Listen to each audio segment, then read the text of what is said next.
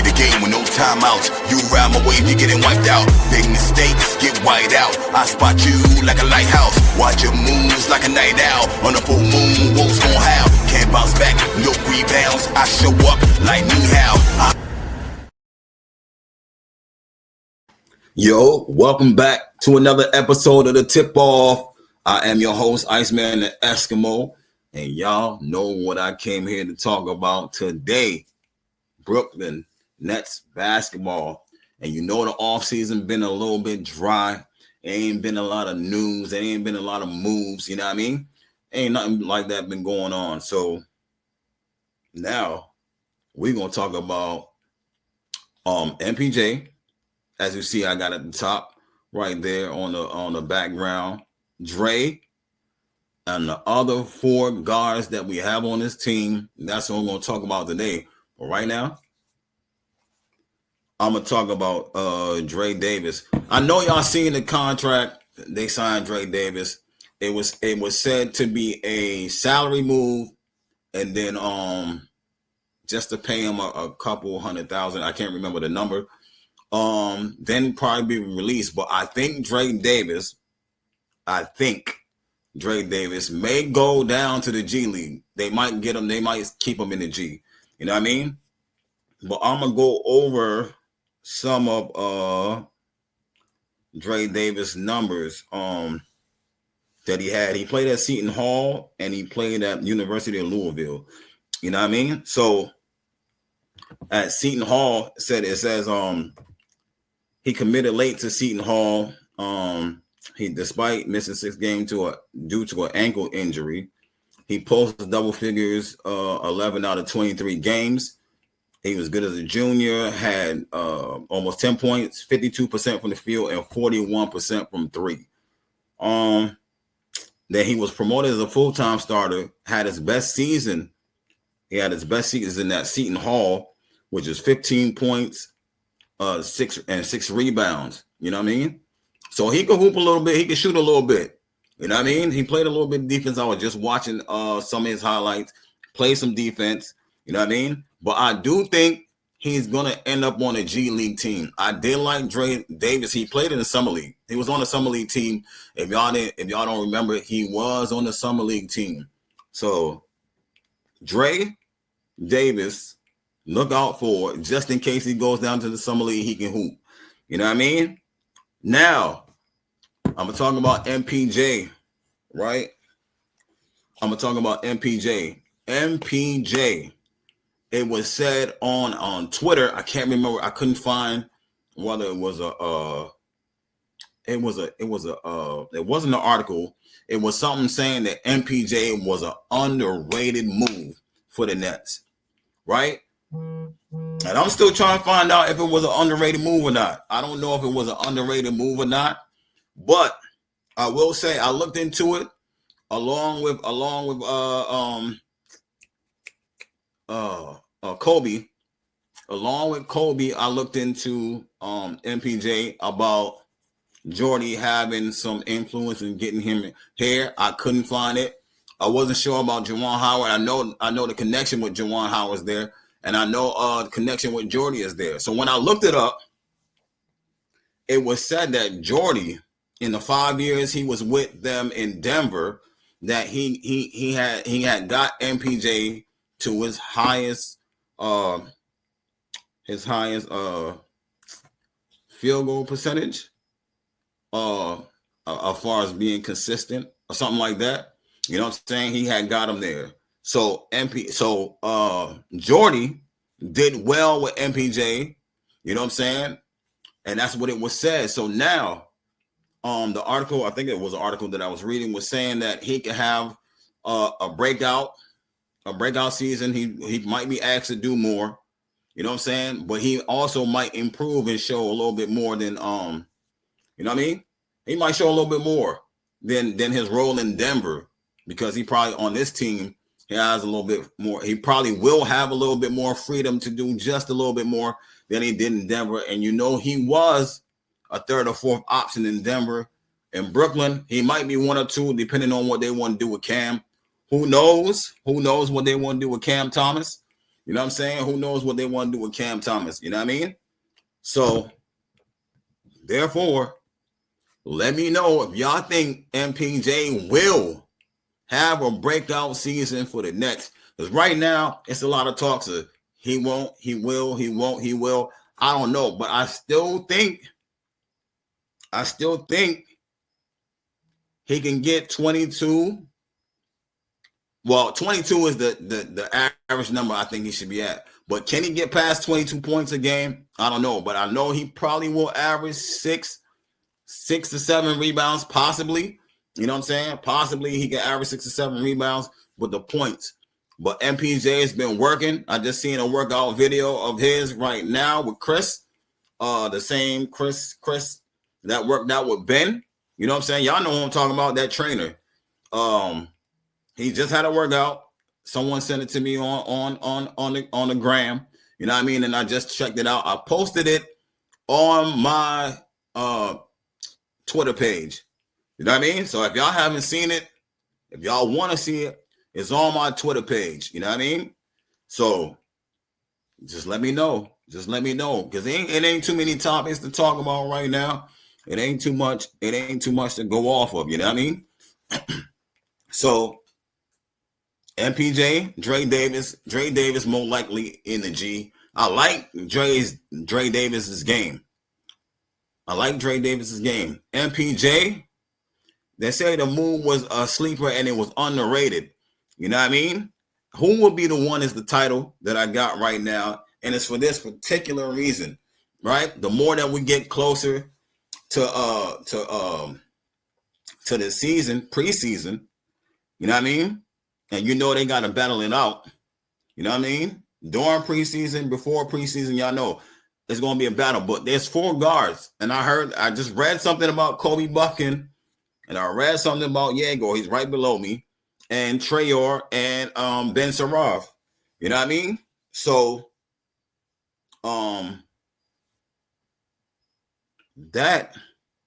this and that. It's going to be interesting. You know what I mean? What I tell y'all. So far, what I've seen about Kobe Buffkin is that the Indiana Pacers, before we traded for him, Indiana Pacers wanted and was going after Kobe. And they actually wanted him for the Pacers for, already know Tyrese was down. So they thought that he could help them out. But somehow the Brooklyn Nets got him, traded for him. And, on Breeze's podcast, shout out to Breeze, you know what I'm saying? And everybody else on the panel, you know what I'm saying? All the guys that usually pull up, shout out to them. You know what I mean? We talked about Juwan Howard connection. And the article stated that there was a connection between him and Juwan Howard. It wasn't said, if Juwan Howard influenced or not. You know what I mean? It didn't say if Jordy influenced or not to get him on the team. But they did said the same thing. We said there was a connection between him and Juwan. You know what I mean? And it made it easier for the Nets to pick him up. But I'm gonna read some of this article, a bit of it. You know what I'm saying? Because they really think Kobe is something good. And I keep seeing articles and stuff about how not like really like he's underrated, but it was a good pickup for the Nets. You know what I mean? A lot of things right now saying a good pickup for the Nets. They think is a good pickup. So y'all let me know. I know a lot of y'all didn't see Kobe play yet. A lot of y'all don't know if Kobe played or not, but let me know if right now, before he even plays, is he a good pickup for the Nets? All right, you know what I mean? So I'm gonna say, let me start with where it says the Pacers look to pair Buffkin with Andrew Nembhard as a band-aid for Halliburton injury, but Brooklyn smartly leapfrogged it in the Eastern Conference rival. You know what I mean? They say we leapfrogged it. You know what I'm saying? So y'all can't say Brooklyn don't be making it might not be the move you wanted to make, but you can't say Brooklyn didn't make no moves.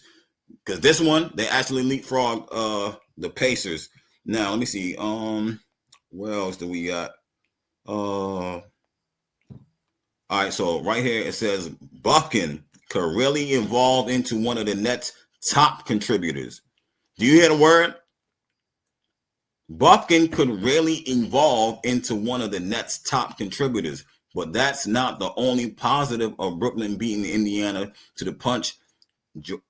Head coach Jordy Fernandez adds another piece to his rotation while stimulously subtracting one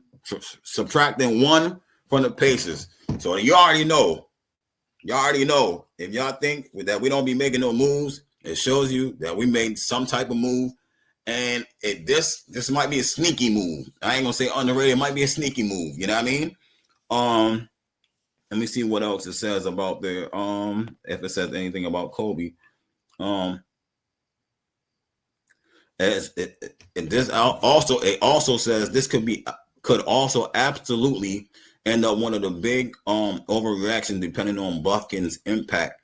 But if he hits, not only will the Nets have an added and impactful piece, many of their peers were after, but they will also have proven that they can compete with the Eastern Conference juggernauts for players who garner widespread interest. Y'all heard that. Y'all heard that. Y'all heard that from the article. It says that you know what I'm saying? When it comes to players that interest that the Nets is, you know what I'm saying? Trying to grab people. Not asleep at the wheel. We trying to grab people. You know what I mean? So that's what is being said. That's what is being said, man. That's what is being said. So Kobe, now another thing that was being said. Now you're talking about Kobe Buffkin. Yegor. Some, I think, articles and a lot of things going around saying that he could be a starter. I don't know if it's starting point guard, maybe it's starting wing, but you know what I'm saying, run point or whatever. He could be a starter. And it says that Kobe might end up being his backup, right? 1 and 2. And then Nolan and Ben could end up fighting for the third point guard spot. You know what I mean? But like I said, I think Nolan is going to stay up top in the NBA. I think Ben Surratt. But at this moment, I do think that Kobe at this moment is better than Yegor. It's better than Yegor at this moment. You know what I mean? But you already know, like I said, training camp and preseason is ahead, and we're gonna see. We're gonna see who does what, who ends up where, and you know what I'm saying, what it do.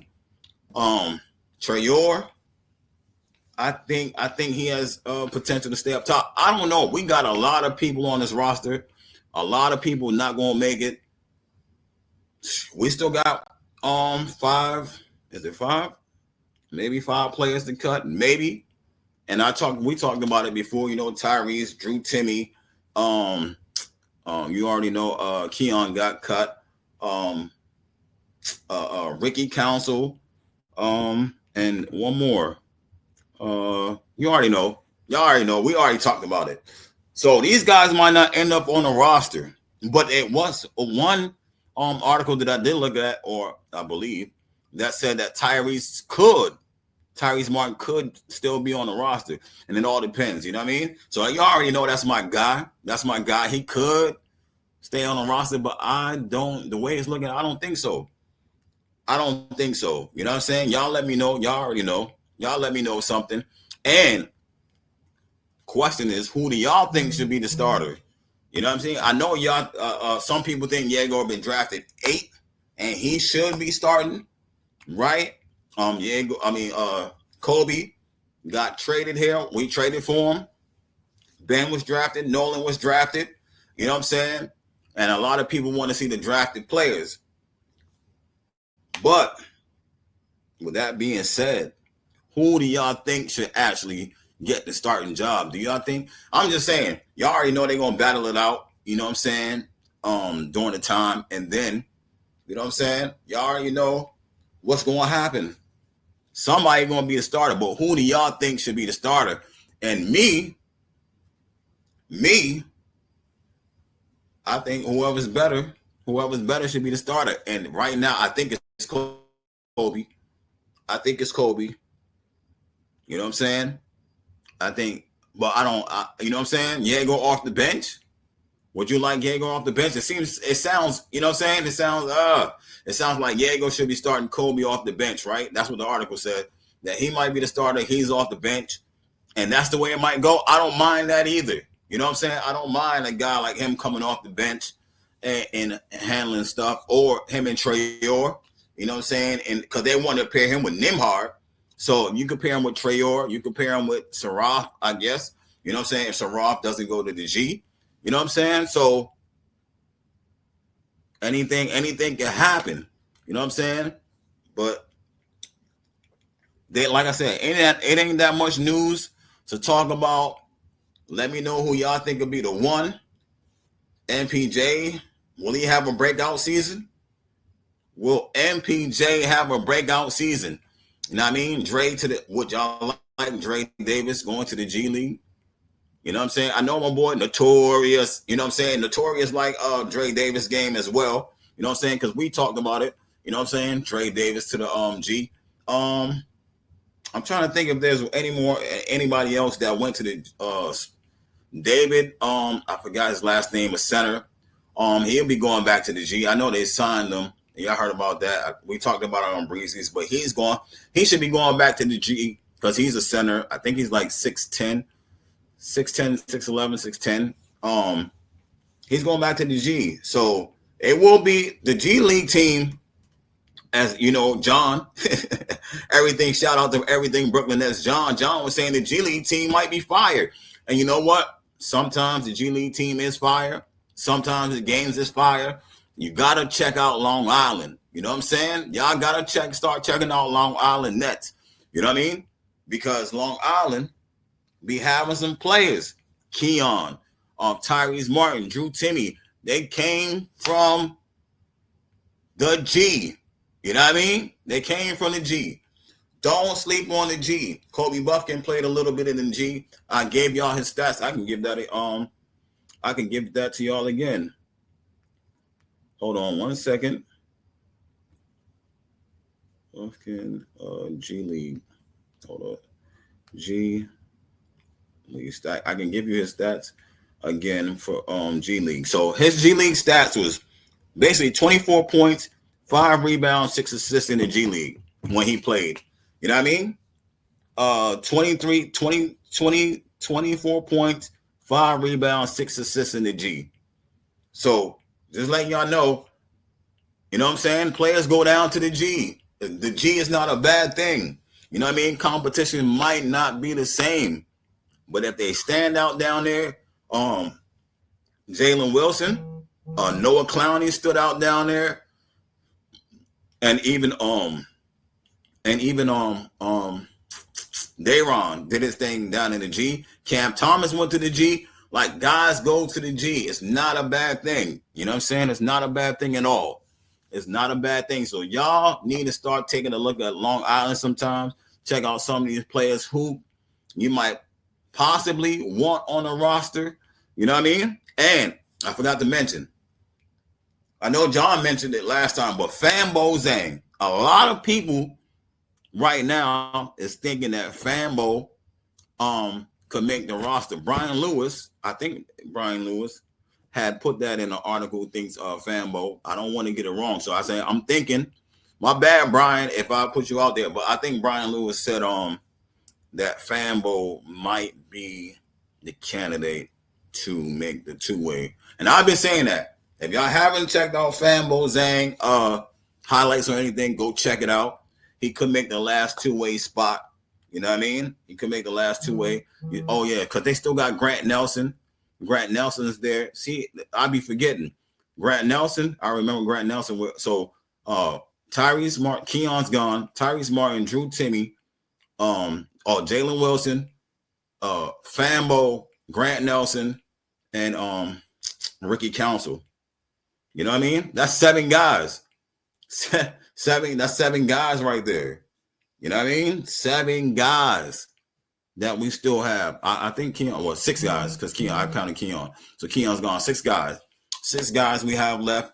Fambo might make the two-way. You know what I mean?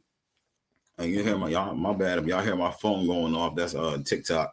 You know what I'm saying, in the group chat. My bad, y'all. But you know what I mean? That's all I got for y'all today. Y'all don't have to like, y'all don't have to subscribe, because I don't know anything. You heard? And I'm out.